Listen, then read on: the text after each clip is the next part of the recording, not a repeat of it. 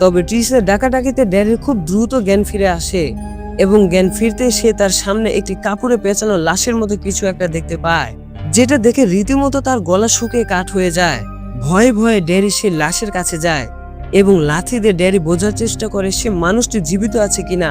তবে এক পর্যায়ে ট্রিস তাকে ডাক দিলে ড্যারি অন্যমনস্ক হলে সেই কাপড়ে পেঁচানো মানুষটি হঠাৎ করে জেগে উঠে ড্যারির পা চেপে ধরে, যার ফলে এখানে ড্যারি প্রচন্ড ভয় পেয়ে যায় এবং সে লাশের মুখ থেকে কাপড় সরাতে সে দেখে যে তার মতো অল্প বয়সী একটা ছেলে, যে কিনা কষ্টে প্রচন্ড কাতরাতে থাকে, এমনকি সে ব্যথার কারণে কথাও বলতে পারে না, শুধু ইশারার মাধ্যমে হাত দিয়ে তার পেটের দিকে দেখতে বলে ড্যারিকে।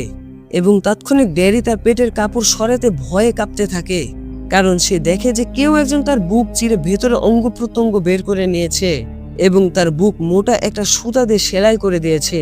পরক্ষণে সে ছেলেটি ড্যারিকে কিছু একটা বলতে চায়, তবে কিছু বলার আগে সে ছেলেটি মারা যায়।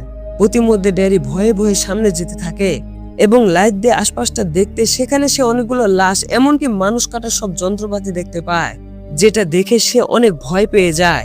ইতিমধ্যে সে লক্ষ্য করে যে তার জুতোর লেস খুলে গেছে, যার জন্য সে জুতোর লেস বাঁধার জন্য বসতে উপর থেকে কিছু একটা তার জুতোর উপর পড়ে এবং উপরে কি আছে এটা লাইট দিয়ে দেখতে ড্যারি পুরো বাকরুদ্ধ হয়ে যায়, কারণ উপরে ছিল অসংখ্য মৃত লাশ, যেগুলো কোনো এক বিশেষ পদ্ধতিতে সিলিং এর সাথে লাগানো আছে এবং প্রত্যেকটি মৃতদেহ একে অপরের সাথে সেলাই করে আটকে রাখা হয়েছে। তবে ড্যারি সবচাইতে আশ্চর্য হয় তখন যখন সে 23 বছর আগে হারিয়ে যাওয়া মেয়েটির লাশ দেখতে পায় সেখানে। তবে অবাক করার বিষয় হলো 23 বছর আগে মারা যাওয়া মেয়েটির লাশ 23 বছর পরেও অক্ষত অবস্থায় ছিল।